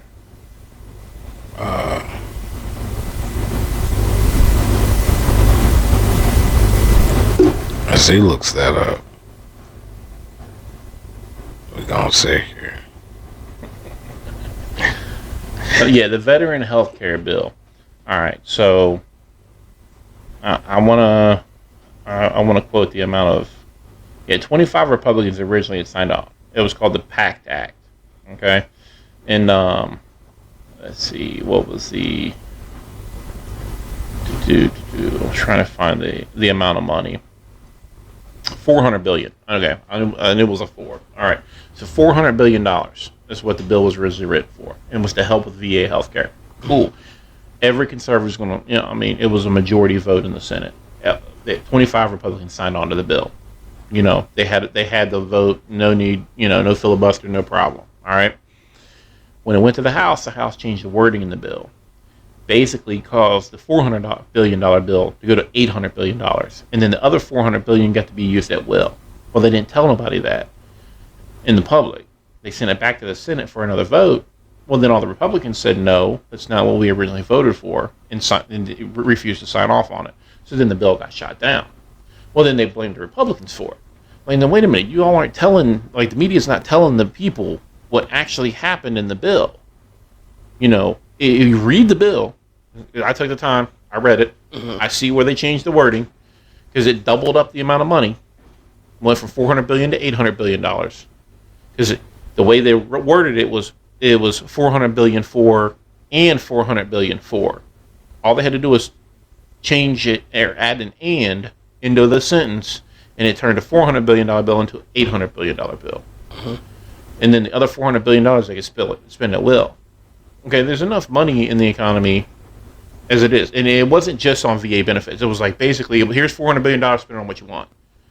It's basically the way it was written into the bill. So then the Republicans, because here's the thing. The Senate voted on it. The original bill, they signed off on. If it went to the House and the Democrats wouldn't change anything in the bill, it would have passed the House and would have been signed by the president. In the end of it. Why did they have to go in and change anything? That's my question. It's like, why do you have to fuck with it? I can't honestly answer that. I just think they wanted some more money. Oh, well, simple. You got to think. That's our government. Fucking trillions. How many trillions have we been through in the last 2 years? Actually 3, because the very first stimulus, we never even seen a penny of it. Only the big corporations seen money from that. Yeah, that was the wasn't that where they helped businesses. It was supposed to help the small businesses. No, this is the big corps. Oh, well, I didn't know. Yeah, the big corps. The very first stimulus that we got was to help the big corps and the small business, quote unquote, but more for the big corps and their their bailouts, blah, blah, blah. Second stimulus was for the small businesses, blah, blah, blah. Big corps they're getting money, so we need to get money. Then the third stimulus came out. That's when we got, that $1,200? Yeah, $1,250, $1,250, whatever it was. Yeah, $1,200, I think it was. And $600 per child or some shit like that. And then the fourth stimulus came out. Yeah. We got another like $500 or $600, and what was it? The third stimulus we got was like $500-$600. So let's see, $2,400 total. For real. There. Then you gotta add in if you had children. People who had children didn't make as much. Who didn't have children had less money coming in from that shit.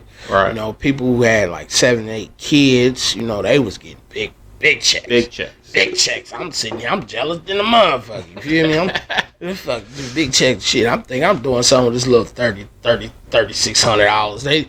Hey, you get your check yet, man? They like, don't tell me about your check. Yeah. I don't give a fuck about your IRS tax check you just got back, and then you getting taxes on top of that, and on top of that, and then, you're getting taxes for money that you didn't make because you didn't work, and you were getting paid by the government.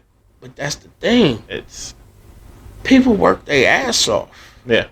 And there were people out there worked their ass off. There's people like us, normal people, that work our fucking ass off every single day, work our lives away. And nobody cares about the normal people.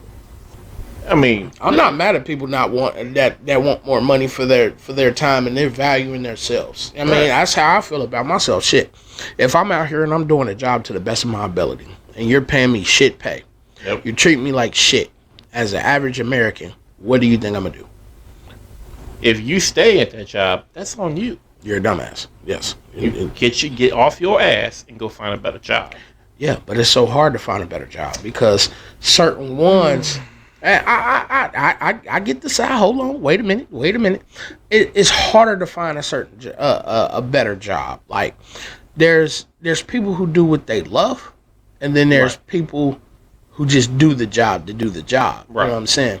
So if you're looking for a job in a certain sector for yourself, right, I'm guaranteeing you that it's going to be harder, except for like truck driving and shit like that. Right. It's going to be easy as fuck because they need hella truck drivers. If you need to go into nursing, they need fucking nurses. If they need warehouse people, they need warehouse people. You get into the, whether it be the truck driver shortage, there is a labor shortage in America in general because we glorify college. We give away college and the whole college loan thing. Oh my God, we can go down that rabbit hole too. Giving off. Don't get into all that shit, y'all. Yeah, and we can't do it all in one episode because we won't have enough time. I'm pretty sure we're almost an hour and a half in as it is. Yeah. Yeah. I mean, we'll dive down all these rabbit holes over the few overall episodes. Big G needs a smoke break in a second. I ain't gonna hold you. I'm kind of. Yeah, let's see. Curious as to where we're at on our time here, but we need smoke breaks. I gotta taste it. Yeah, I gotta taste it. Yeah, we're down to 56 minutes left, so I mean we can do another. Let's call it another 10 minutes, and we'll finish up, and then we'll call this episode 1 and do it our introduction, and we'll go from there. We're just bullshitting right now, talking random shit. Yep. Eventually, as soon as we get into the topics and the episodes, this is what's going to go down. We're going to mainly talk about politics because this is Project Liberty, left, right, center. I mean, politics, divisive topics, race, whether it be religion, whatever the hot topic is for the week is what we're going to really dive in. All of it. We want to hit on all of it, and we want people to take the cue from what we're doing here. And to be able to sit down, have conversations, and respect one another, and not fight. Facts. So, because this is what line of work we both been in. We both been in security. My background, I've been in security for over 18 years. I've drove trucks. I've done a bunch of miscellaneous jobs. I've been a street nigga. You feel me? And I know we gonna have to edit the N word out because they don't like that shit. But I've been a street nigga my entire life. So I really don't fuck with the government. I try to stay the fuck away from them. You know what I'm saying? I don't want to deal with y'all. You know, I ain't got no problems with y'all. I ain't got no beef. None of that. You know, hey, go fighting blue, big blue, back to blue, whatever you want to do. Hey, y'all go ahead and stay the fuck over there. You know what I'm saying? Just stay the fuck away from me. That's all I'm asking. Just stay the fuck away. I don't cause no problems. I just want to get high. I want to, be a successful citizen. Legally. Let's add that. Legally. I can show you my card. I'm just saying. It's legal in Ohio for me for medical. I'm just saying. I have PTSD. So, yeah. I thought it was for your glaucoma. Sorry. I got that too. You see the glasses. Yeah. I'm just trying to stay the fuck away from police, the rest of the alphabet team, FBI, CIA, ATF, ABCDEFG, and the rest of you motherfuckers. Y'all can stay the fuck over there. Don't come by me. But yeah, we gonna basically talk about everything, every topic from the division, because there are black racist people. I'm gonna say that now. There are hell. Sometimes I'm a little racist. Sometimes I get there, you fucking white bastard. You know what I'm saying? If I'm driving down the road, I have road rage like a motherfucker. Like, look at this old white motherfucker. He driving under the speed limit. Get your ass off the fucking road. You feel what I'm saying? I get that way. So I understand. You know what I'm saying? So whether you call it necessarily racist, also people need to understand the difference between racist and racism and racially profiling somebody.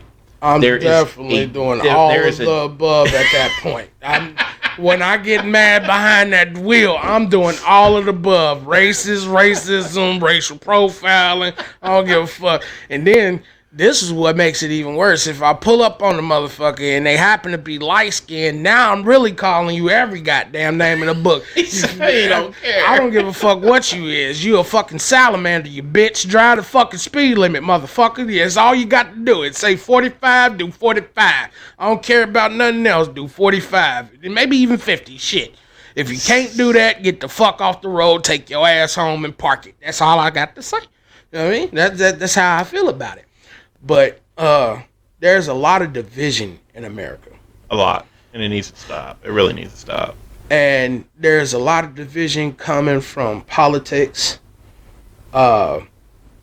Which side is better? The left side, they give a fuck about.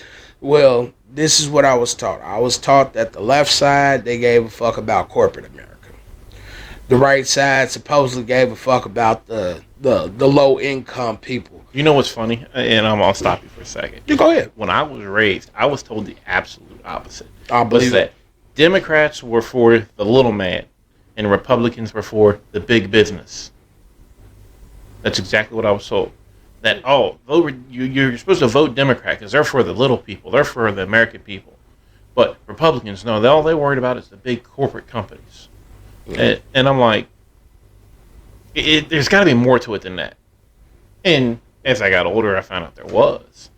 But, the division, the party line division, the left, the right division, the black and white division, whatever the divisive topic is, you need to stop looking at it as a black and white one way or another and understand that there is always a middle ground. And the majority, and I say the majority of Americans fall in that middle ground somewhere in that gray area.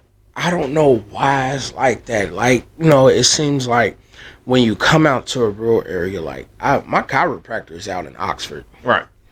You know what? I've seen his advertisements. He's out here. He's the best motherfucker around. He's not even the person that I'm seeing. I'm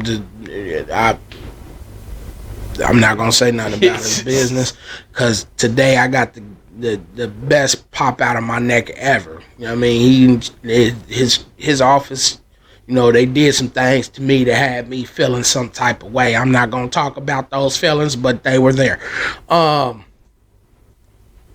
girl that I was sitting next to in the office, she took one look at my skin and she just went totally like, yeah, I can't even be around this black guy. It's over.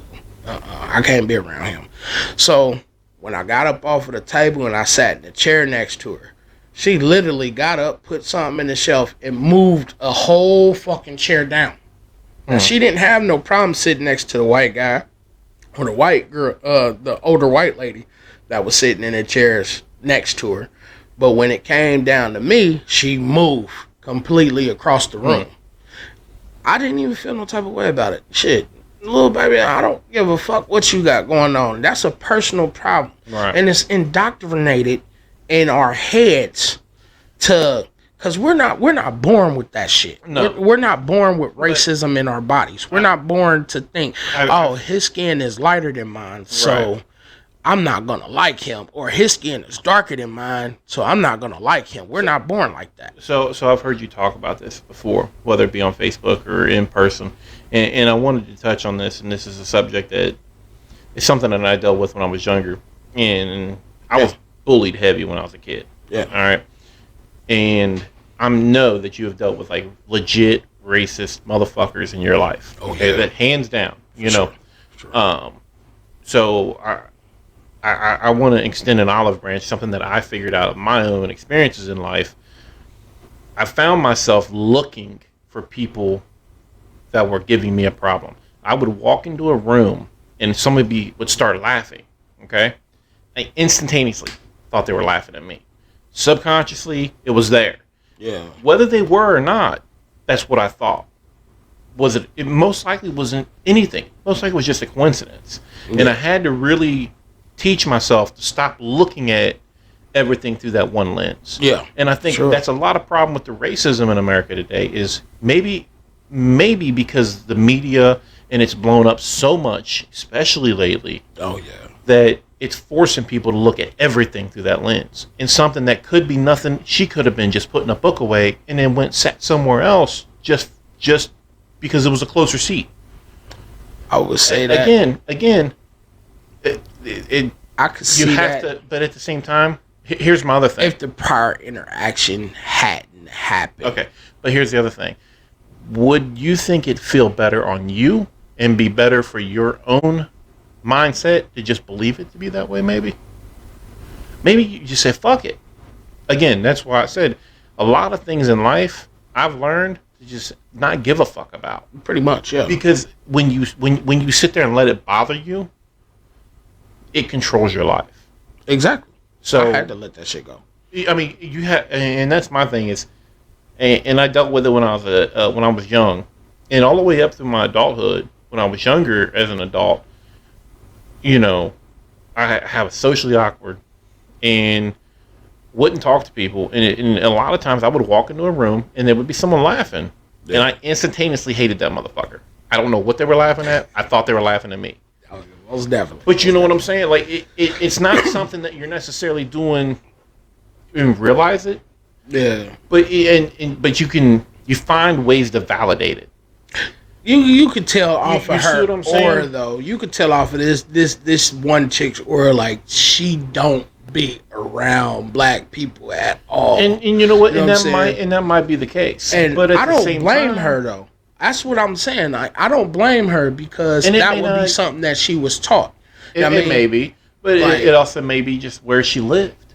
Also, that environment. You know what I'm saying? We grew up in Cincinnati. We grew up. You want to talk about a plethora of fucking people? Yeah. I went to Cincinnati Public Schools for crying out loud. I mean, there's definitely not a lot of white folks in our classrooms at all. I mean, we went to the same grade school at one point together and didn't even know it.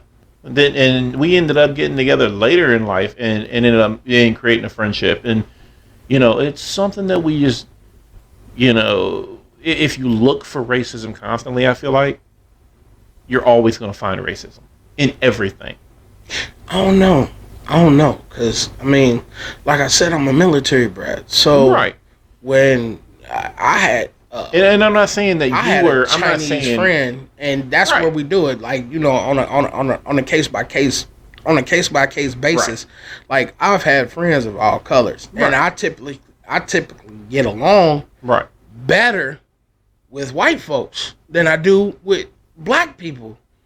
And I don't know the reason why behind that is. It may be the discipline you grew up with. Think about the inner city of the lack of discipline in the inner city of whether it be the home, the lack of fathers in the home, and the way people act. I think it was more as I was an outcast, for real, on the inner city thing. You just didn't. Yeah, I didn't really. And that might have been the case. Even though I fit in with people, I didn't fit in with people because of where I came from. Right. You know what I'm saying? You had that military. Well, again, your demeanor, your attitude, and you know, I mean, we know this just by having conversations. You know, your demeanor, your attitude, and the way you act is completely different than what somebody that was raised in the hood's gonna act like. Some things. Look, he's pleading the fifth on me again. God damn it! I'm not saying a word. But this mic can incriminate people. You know, I know about people that's went to jail for saying things in microphones.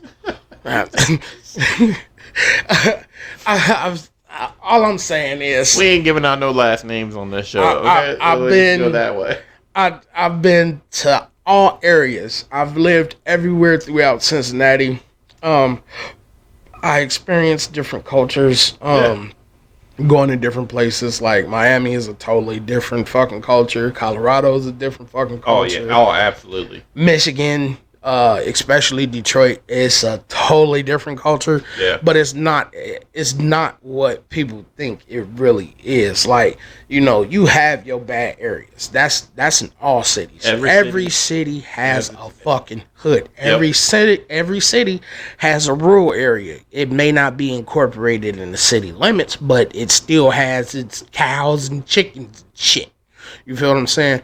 So me dealing with multiple different races and shit like that throughout my entire life has opened my eyes to where I don't care what your color skin is. Absolutely. I don't give a fuck about none of that. What I do care about is your fucking personality and how you come at me, how you atone yourself towards me. Like, that's how you treat one another.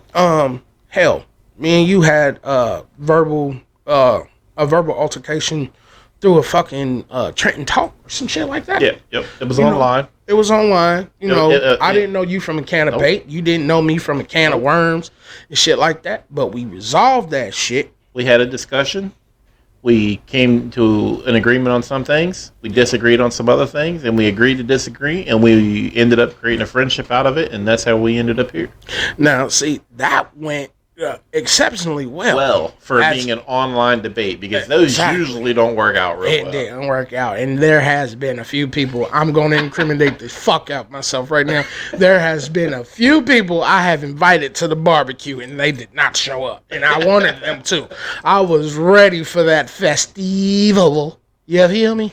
I was ready for that shit, and they did not show up. I've actually gave out my personal address, like on an online forum, and people like, why the fuck did you give out your address? Because I'm that fucking gangster, and if he thinks that he can pull up to my fucking house and you think you about to eat this burger, bitch, you about to catch something with a whole bunch of cheese. You feel me? I'm just saying, because now at that point I feel that you are a threat.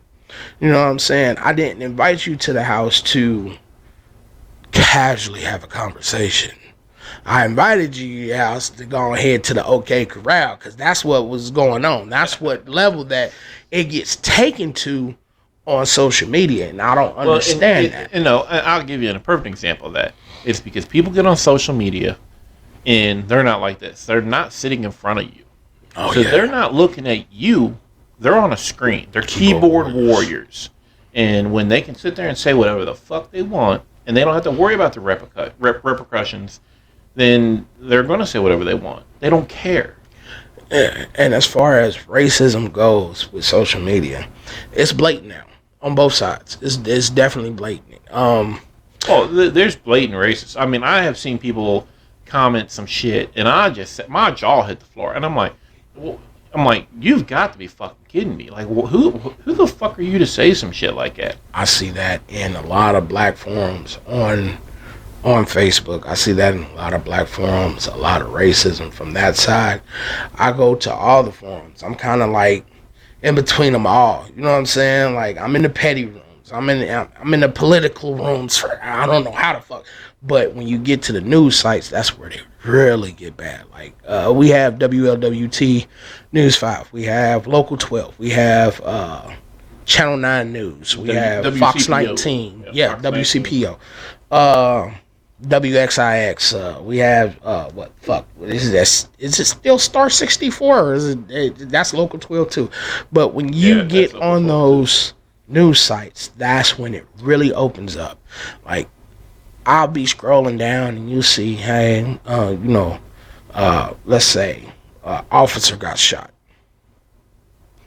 First thing, it's them damn jiggerboos. It's them coon guys. It's them they don't fucking respect. All you have to do is fucking comply. That's all you got to do. Comply, you'll stay alive. Don't fucking comply, you're not gonna stay alive. Buddy, there's been people who've complied. That's that's legally law-abiding citizens, and because they feared for their life, they died by the hands of the police. There's been people who didn't deserve to fucking die, white and black, that have died by the hands of police. Did you ever see the, what was it, was it Preble County? The one white guy that got killed by the sheriffs, he got beat to shit in the prison during intake. That was Kenton County. No, this one was in Ohio. That might have happened in Kenton County too, but I saw a video in Ohio. I think maybe it was Peebles, Ohio. It was out on the east side, way out east from Cincinnati, but zero news coverage. Like not a fucking local station picked it up, and you could see blatantly in the video, like they beat the man till he dies. He ends up dead, and the video of him dying, or no, maybe they tried to cover it up as committed suicide. There was something. It was something fishy that happened there. But there's video footage beforehand of them beating the shit out of him, and then somehow he was able to commit suicide. Like there was a big investigation. I don't even know what happened out of it, because again, there's no coverage of it. If it doesn't fit the narrative, if it's not clickbait, let's be honest. If it's not clickbait, then they're not going to cover it. They want that click because, again, it's a money grab. I've been beat by correction officers. I've suffered that. That's the thing. It's corrections officers are the ones that, those are the low men on the totem pole. Yeah, but a lot of them feel like they're fucking RoboCop and shit. Yeah. And that's where I was jumping to with the Kenton County thing. I had just got released from Kenton County, and that's in Covington, Kentucky. And not even a few months after that, there was a CO in there. They prefer to be called deputies. I don't know why, but they're not really all fucking... Yeah, Kenton County... I never knew there was a difference between a correction officer and just a plain old CO. Basically a guard, a corrections guard. I never knew there was a difference, but... Well, I know Ohio's corrections officers, like... they're deputies. They're sheriff's deputies. But I don't know. I don't think Kenton County is. No, that's why the reason why people were getting fucked up in Kenton County before they moved the jail to 3,000 Decker Crane Lane. That was called the jungle. They called that the jungle over there in Kenton County because those officers over there were so fucking corrupt. I mean, like extremely. People were getting injured left and right. There was people getting killed in that jail. I've seen firsthand where they come in. I guess it's a raid day or whatever, and come in and toss bunks or some shit like that. Fuck that shit. That's nothing compared to what the fuck they literally did test runs on us for street raids, basically. Wow. So y'all were the practice dummies. Yeah, we were the practice. They come in with actually loaded rifles and shotguns and shit like that, and pepper ball guns, paintball guns, and all that shit. And if I felt sorry for the people that was sitting at the tables playing games or sitting in front of the TV, because you got a dorm with like 70, 80 plus like people. a community room type just a big ass dorm. This is where you sleep, you eat, shit, all that. Wow. You a big ass dorm. Really? They have like everybody in like a common area, like everybody in this common area, and every row was a street. That's what we called them. We called them streets. There's four racks to a street, except for when you get to the very front and the very back. I mean, you got 2 streets that had like 2 racks because there couldn't be no bunk on that back wall. It was up underneath the camera, and they needed that to walk. Even the toilets were on camera. They have a row of 4 cameras this way and a row of 4 cameras on that wall. And I want to say it was one morning. I had missed the first couple, and they was telling me about it like, bro, it was bad, bro. They had us all on the floor. I'm like, man, they ain't about to have my big ass. They had my big ass on the floor. They had me army crawl from the fucking table that we were playing dominoes at all the way back to my bunk. Now, my bunk was the second street from the end. My fat ass crawling all the way across this floor. And he talking about, get your big ass to your bunk before I shoot. Like, I'm like, bro, like, what the fuck you expect me to do, my guy? I'm huge, motherfucker. I'm about to be like a slug. I army crawled the fuck that day. I ain't gonna hold you. I crawled the fuck. I was so fucking scared, man. His arms were hurting for days. Listen, kneecaps look like I've been down on my knees. You know what I'm saying? I'm crawling through this bitch like this is Iraq or something, you know. I'm trying to get to my rack. When I finally get to my rack, I'm out of breath. Elbows white as fuck, you know what I'm saying? Like, I got little dirt bits all in the grooves of my elbows and shit, you know. It was a traumatic experience. I bet. You know what I'm saying? And they had all the power. They had the guns. Well, yeah. They have all the control. Yeah, and then we had to sit in handcuffs. If you didn't make it to your rack, you had to sit in handcuffs, handcuffed to one of the pillars or to one of the tables. And it's like, bro, what the fuck are y'all doing to us? Why are y'all doing this type of shit to us? Why are y'all taking out training exercises on the people that's in here? This is supposed to be a spot for rehabilitation. Yeah. This is not rehabilitative at all. At all. And I'm like, okay, cool. And then racism is at an all-time high when you're locked up. I don't give a fuck if you've been to prison, county, whatever. Yeah, I heard that. I heard you live in different race. You know, I mean, it's. I ain't never had to deal with that. But were black, you stay with the niggas. If you was white, you stay with the white folks. If you was Mexican or Chinese, you picked one of the two. Because there wasn't, I mean, the county that I was in, there wasn't too many, you know, Chinese or, you know, Asians or anything. Oh, fuck, they had hella fucking Hispanics. It was like we had Fed hold in there, and we wasn't supposed to have Fed hold. You know what I'm saying? Oh, okay. So you had ICE detention, basically. Pretty much. We had the MS Traces and the Naranjos and the Serenos and shit like that. And I actually became real cool with somebody that was affiliated with, I'm not gonna say which ones. I'm not gonna say which ones, but you know, this racist dude, and I'm gonna say he was racist because he was flat out racist. He said he hated N-words. He said that he was better than us, that he's more superior. Right. And there was a few of those guys that really thought that while they were in county. Well, he tried to rat check the guy that was just coming in. And I had told him, because basically out of the black people, I was one of the heads in that and I'm out of King County, so y'all can't do shit, but if I ever go back, I'm going to go back to that same position that I was in. So I'm not going to tell y'all exactly what I was doing in that motherfucker. I'm just going to tell y'all. But, hey, I told him, hey, look, bro, I got an empty rack on my street. Come on, you can move on down here to G Street. We ain't got no problems with you. Come on, go ahead. You probably had a long day. We sitting over there, we playing spades. Everybody at the table, we got the money going. Because when you in county, your money is actually food. Right. It's not actual like currency. Right. It's no actual currency. Food. Like if you hustle, you selling coffee. That's the number. It's coffee and noodles.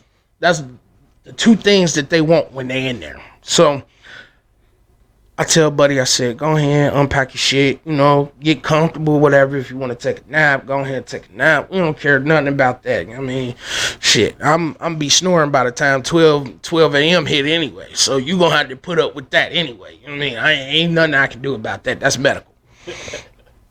Buddy didn't even make it to the didn't even make it to like 30 minutes in now. White dude came up to him like, nah, I told you I'm taking that rack. He don't understand English. He do, but he don't really understand what the fuck Buddy talking about. So white dude went to go grab him and tried to fight him or whatever. All I know is there was another situation in this pod, and Buddy got his face rocked at the same time that the one dude getting his face rocked. Amigo hit this dude so hard with a left hand, he stood there and he shook for every bit, I want to say a minute and a half. like, you know, like one of them old ass Toyotas trying to start up some shit. You know what I mean? Like he got electrocuted, and he just standing there. And next thing you know, he stops, he freezes, and he falls straight back. Now, this is the first time I ever seen somebody get hit with a one-hitter quitter this motherfucking bad. Out. I mean, like, he hit him with the hand of Jesus foot to the chin or something. And when he hit his head, he split out everything open. Like, literally split.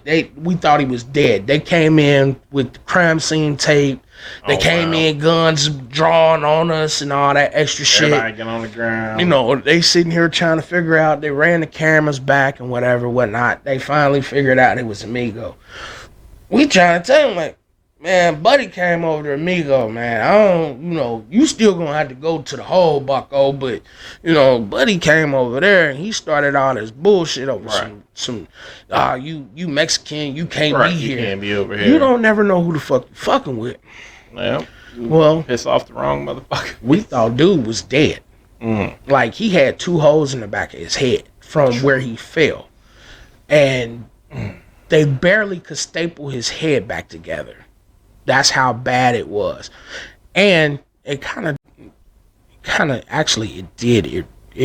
They took us out of our street. We didn't appreciate that at all. Because I don't like sleeping in them boats. And for those people who don't know what a boat is, it's basically this big ass plastic shell that's in the shape of a boat. For real. And you put this thin ass mat in there, and that's what you gotta sleep in. And it was like, okay, I can't do this boat, bro. Y'all gonna have to give me my mattress back. I got one of them orthopedic mattresses, jail edition. You feel what I'm saying? I got the thick shit on my rack. You feel? I paid for that. You feel me? Right. I'm not gonna say the CEO name because we gonna talk about that. But he got me together. Anyways, I mean, you just never know what type of party that you come into when racism is involved. Right. You never know. Like. I mean, I always know. I've always heard that in prison and in the jail system in general, racism is real heavy, heavy, and it's crazy that you would think in that situation is where it's the worst, instead of when you're free to do whatever the fuck you want. But then you start to question yourself: is what causes that? You know, what causes it to be so heavy? Only in prison like that? Or is it where... Prison politics. I mean, prison's got its own politics, too. Mm-hmm. So it's pretty wild. Prison politics. Like, if I was to... I tried to associate myself with a bunch of white people in there. You know what I'm saying? Right. Like, when I was behind... But that would also give you a lot of problems. No, it really didn't because of my status when I was in there. You know what I'm saying? Yeah, okay, I see what you're saying. I could see if you're high enough up. Yeah, if you come in with money, if you come in with the right amount of money, it don't matter who the fuck you is. You at the top regardless. Right. You know what I'm saying? And I didn't come in with no little shit. You know what I'm saying? Right. My wife, actually, I came in with nothing. Right. At first, but my then girlfriend, now turned wife, she, kind of shined down on my books pretty much every week. So my phones was laced, you know what I'm saying? Yeah. And them phone calls expensive. Them $50 cards, they go like that. Yeah. They go like that, and I stay with a 50. Stay with video visits. Stay with commissary and shit. It got so bad where the fucking COs robbed me. Like, literally, they robbed me to go gamble in another dorm. You feel what I'm saying? Man, that shit's so corrupt. It's crazy. I mean, they would do that to the inmate. I got sent to the hole for eating extra eggs. Literally. Like, I got sent to the hole for having too much commissary. That's one of the times that they robbed me from my commissary. And that shit ain't fucking cheap either. That shit expensive as hell. You know what I mean? It's expensive as hell. But as far as my experience in there, I had white people that was on my team. Right. You know what I'm saying? There's so many different prison politics. Like if you part of a gang or something like that, you gotta hang with that gang. Then on top of that, if that gang, ain't as strong or blah blah blah, then you go with color. And if that color ain't as strong, then you gotta find this person and that person, whoever's on the top. You know what I'm saying? Like, and you either befriend them or you like beat their ass. Simple. You know what I mean? Like, you gotta Friends earn or your, enemies. Yeah, you gotta earn your respect regardless. You know what I mean? Or you can stay in the shadows. Right, and just try to ride your time through. Yeah, just ride it on the fuck out. Like, you gotta stay in the shadows. But we're gonna end it right there. Oh, that's cool. We're running low on time. Okay, we've been at this for hours. I could do this for days. I know. I could talk about all this shit for days. Well, we'll finish it up, and then if the audio isn't the perfect, we're gonna work on some things. I mean, we might have a few feedback issues, but. Like I said, this intro in episode 1, so we're gonna end it here, and then we'll follow up, and hopefully this will drop in the next few days after some editing and get it posted.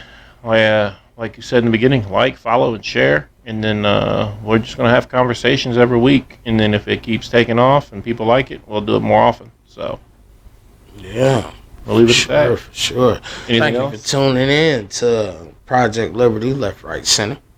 I'm definitely one of the hosts. You got me Big G, you can call me Rand, whatever the government they want to put me on.